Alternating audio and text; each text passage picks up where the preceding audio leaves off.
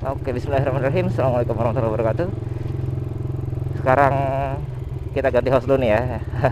Ini perkenalan dulu deh ya. Saya Ezra. Ini saya kakaknya Tias ya, atau Arkan yang bantuin juga kemarin bangun motor ini juga. Motor Karisma. Dan pada video kali ini saya akan cerita sedikit tentang motor Karisma ini. Mulai dari sejarahnya sampai kenapa pilihannya yaitu ganti mesin R15. Mungkin banyak yang bertanya dulu, nih basicnya tuh ya sebenarnya apa sih gitu kan. Motornya Karisma bodinya, tapi depannya Supra, mesinnya Yamaha R15 gitu kan. Jadi intinya motor ini basicnya adalah Honda Karisma tahun 2003 akhir. Jadi di Karisma itu kan macam-macam tuh, ada yang belum disc brake ya tahun segitu. Nah, motor ini dulu dibeli sama papa tahun 2007. Alasannya itu karena pas lahirannya si Tias tuh atau si Arkan tuh ya. Tahun 2007 itu ceritanya udah punya motor sebenarnya papa tuh ya. Tapi ketika dulu itu motornya itu kurang reliable. Sampai-sampai pas lagi mau lahirannya si Tias ya tahun 2007 itu, lagi nganterin mama, ternyata motornya mogok. Jadi akhirnya mama tuh ke rumah sakit tuh naik taksi ya, zaman dulu masih taksi ya.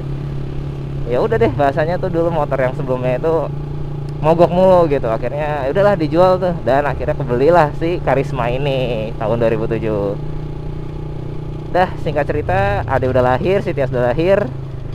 Motor ini dipakai sehari-hari untuk kerja papa ya kan. Karena kebetulan trek papa itu perjalanannya cukup jauh ya, karena hampir setiap minggu tuh keluar kota naik motor ini. Dan bukan hanya itu aja sih, selain keluar kota berangkat kerja ya, motor ini juga buat ngangkut-ngangkut barang gitu kan. Entah ngangkut kulkas loh, ngangkut lemari, ngangkut mesin cuci.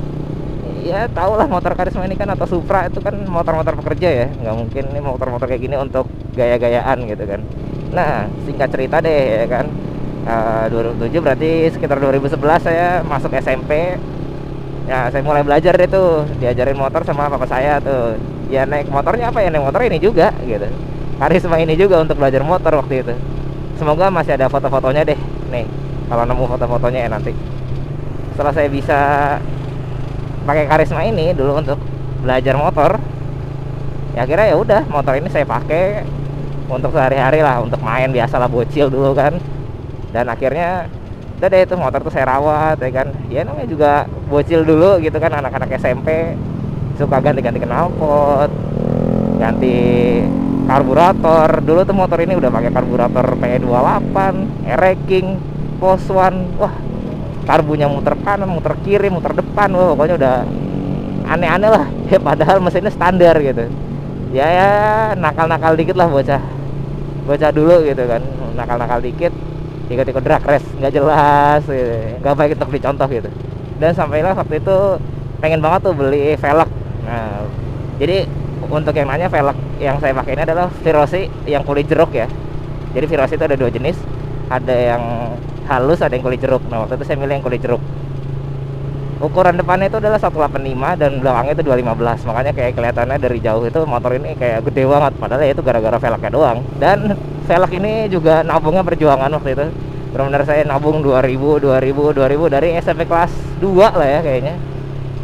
Karena teman-teman saya itu udah pada ganti velg, kok saya nggak bisa beli gitu kan. Akhirnya ya udah tuh nabung lah tuh bertahun-tahun ya kan, sampai akhirnya mau masuk SMA barulah saya beli velg tuh waktu itu. Harganya waktu itu saya ingat banget 425.000 kalau nggak salah dulu. Dan emang harga sih emang rada mahal karena kan tapak lebar ya. Tapi emang ini velg kuat banget. Dihitung-hitung sampai sekarang ini, dari tahun 2000 saya ganti tahun 2012 mungkin ya, 2012 2013. Mungkin di setel tuh baru 3 kali setelan jari-jari doang. Nah, oke, singkat cerita SMA ya setiap hari juga dipakai untuk sekolah, pulang pergi. Yang penting ganti oli doang gitu kan. Terus masuklah kuliah ya kan, alhamdulillah keterima di Malang waktu itu. Ya udah nih, motor dibawa ke Malang, dan dibawa ke Malang pun ya ini jadi motor utama saya juga di sana untuk kemana-mana, muter-muter Jawa Timur, bahkan motor ini udah sampai ke Ponorogo, Kediri, Jombang, Pasuruan, Probolinggo, Banyuwangi, dan bahkan sampai di Kawah Ijen aja nih motor ini harus nyetut motor lainnya juga. Gila, emang ini motor gandul banget, nggak ngerti lagi. Dan selain dari itu juga ya udah, Bromo itu udah sampai bosen lah nih motor nih, naik turun Bromo boncengan sendiri rame-rame. Ya kuat-kuat aja nih motor, hebat. Bahkan dulu pernah ke Bromo pakai ukuran 1431 gear, itu rada gila sih, boncengan lagi. Tapi hebat, motor ini kuat, bisa pulang pergi dengan selamat, mantap. Dan mungkin banyak yang bertanya nih, Bang, kenapa nggak bore up aja gitu kan untuk ke 150 cc gitu kan, atau Bang, kenapa alasannya ganti mesin gitu. Nah, alasan yang pertama, jadi ini trek saya setiap hari ini sekitar 25 kilo lebih lah ya, dan pulang pergi 50 kiloan lah, mungkin sama motor-motor sedikit 55 kilo sehari. Waktu pakai Karisma, pokoknya hitungan saya itu 2 hari itu kayak sekitar habis 25.000 pertalite harga 10.000 ya. Dan jujur, kok ini motor 125 cc kok boros banget gitu loh, ya kan, 25.000 untuk 2 hari, berarti jarak sekitar 110 kilo gitu kan. Ya menurut saya itu dibanding motor-motor sekarang ya itu lumayan boros gitu kan, karena masih karburator, dan juga itu udah oversize ya, oversize 100 doang sih. Dan ya udah deh, akhirnya saya nabung, pengen banget tuh punya mesin injeksi. Waktu itu pilihan saya sih kayak antara ini rubah ke injeksi atau enggak beli mesin lagi gitu kan. Tapi kok kayaknya kalau beli mesin lagi sayangnya kenapa? Karena ya masih sama-sama 125 cc, giginya cuma 4 gitu kan, ya cuma menang ganti injeksi doang gitu. Terus saya mikir aja, kenapa nggak naik kelas aja deh 150 cc gitu kan, daripada bore up gitu. Nah itu masuk pertanyaan pertama, kenapa nggak di bore up Bang gitu. 150 cc juga kayaknya udah banyak kitnya gitu kan. Oke, kenapa alasannya nggak di bore up itu masalah reliable. Jujur motornya benar-benar buat harian. Ya udah, ini kayak saya mau berangkat kerja kali ini, emang buat nyari duit gitu, bukan untuk gaya-gayaan harian Sabtu Minggu doang gitu, bukan. Tapi emang buat harian bener-bener untuk berangkat pulang pergi kerja. Akhirnya saya putusin itu, dan kayaknya mau gimana pun bore up, mau 58, mau stroke up, ya menurut saya bisa aja mungkin reliable. Tapi kan permasalahan pertama tadi, boros itu gak terselesaikan kan. Mungkin aja dia bisa jadi lebih boros, mungkin aja dia banyak jajannya lagi nanti karena mesinnya udah di upgrade. Terus juga giginya cuma 4 aja gitu kan, masih karburator pula. Ya intinya permasalahan boros tuh nggak tersolusikan. Maka akhirnya saya udah deh nyari mesin-mesin bekas gitu kan, barangkali nemu. Nah, masuk pertanyaan kedua mungkin yang bagi kalian yang bertanya-tanya, Bang, kenapa milih R15 V3? Oke, saya punya beberapa alasan ya kenapa ngambil R15 V3 untuk jadi engine shop kali ini. Karena yang pertama, di kelas 150 cc R15 itu yang setahu saya data itu adalah dia memiliki tenaga yang paling besar di 19 HP dibandingkan dengan pesaingnya yaitu GSX sekitar 18,9 HP. Terus juga ada Suzuki Satria Fu itu sekitar 18,2. Lalu ada CBR 150 itu sekitar 16,4 kalau nggak salah. Dan Supra GTR itu 16 HP. Lalu ada Sonic itu 15-an. Nah, mungkin nanti dikasih tabelnya deh nih, tabel perbandingan horsepower dan juga torsinya. Nah, makanya itu kayaknya yang paling reliable nih R15 nih. Karena kenapa? Yang pertama, selain dia punya horsepower yang paling besar di kelasnya 150 cc yaitu 19 HP, dia juga mempunyai teknologi VVA. Nah, itu yang saya incer banget sebenarnya. Kapan lagi saya punya mesin yang bertenaga dan juga berteknologi gitu kan. Terus pertanyaannya, ya kan bisa di-upgrade lagi Bang? Ya, kalau kayak gitu ya udah mendingan saya upgrade aja untuk Karisma jadi segede-gedenya gitu kan. Ya intinya saya pengen motor ini standar aja, standar R15 untuk harian, iritnya dapet, tipis-tipis ngebut dapet gitu kan, ditarik-tarik dapet, boleh lah. Dan yang paling utama kayaknya kalau misalnya kalian engine shop tuh kesenangan dalam berkendara atau fun tuh, drive-nya itu asik banget asli. Ketika motor tuh jadi, ketika motor tuh bisa jalan kayak gini, proyekan, itu seneng banget. Dan saya ingat banget kata-kata Mas Dipo Garasi Drift waktu itu, mungkin semua orang punya uang untuk modifikasi, tapi nggak semua orang punya waktu untuk modifikasi kendaraannya. Yoi, itu keren banget sih. Pokoknya intinya itulah, saya nggak ingat kata-kata persisnya gimana. Dan dari situlah terinspirasi ya kan. Akhirnya saya, yaudah saya bangun deh sama adik saya, dan alhamdulillah dibantuin papa saya juga waktu itu, kebetulan lagi pulang dari luar kota.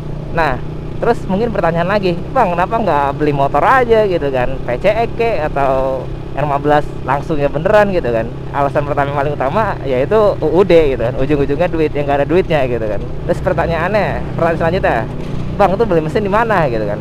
Nah ini nih pertanyaan yang lumayan seru nih. Jadi waktu itu saya iseng tuh kan, buka-buka di YouTube, cari searching engine shop, dan saya akhirnya nemu tuh salah satu video orang ganti mesinnya Fiction lama, dia ganti pakai mesinnya R25. Kira dapet lah tuh saya toko di daerah Sukoharjo. Nah itu cluenya, itulah daerah Sukoharjo. Saya dapet lah itu mesin. Saya tanya, om ini gimana, dan intinya fast respon lah tuh si penjualnya ya kan. Ya udah deh, tanpa panjang lebar, dengan bermodal bismillah saya beli deh nih ya mesin R15 Fitri 2017. Keterangannya selengkap gitu ya, pokoknya mesin sehat. Dan setelah pembayaran nggak lama tuh, beberapa hari kemudian admin tokonan itu nge-WA gitu kan, ini om motornya gini-gini, mesin sehat, kering, kilometer segini, surat-surat lengkap. Ya udah deh, bismillah gitu kan. Udah deh, tungguin dia tuh sekitar 3 hari, 4 hari kemudian itu. Ya total sekitar 10 harian kalau nggak salah ya. Ntar saya lihat lagi deh. Kalau salah total 10 harian. Akhirnya tuh tiba-tiba mesin tuh nyampe. Sebelumnya sih saya udah mikirnya sih, kalaupun tuh mesin nggak nyampe, ya udah gitu, berarti emang belum rezeki.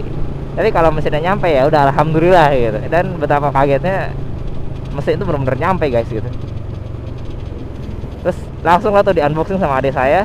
Semoga masih ada videonya juga, di unboxing dan juga di tes nyala, dan beneran nyala. Wah seneng banget, akhirnya punya mesin R15 Fitri yang bakalan nanti mau ditaruh di Karisma. Jadi intinya project motor ini tuh sekitar 1 tahun ya guys.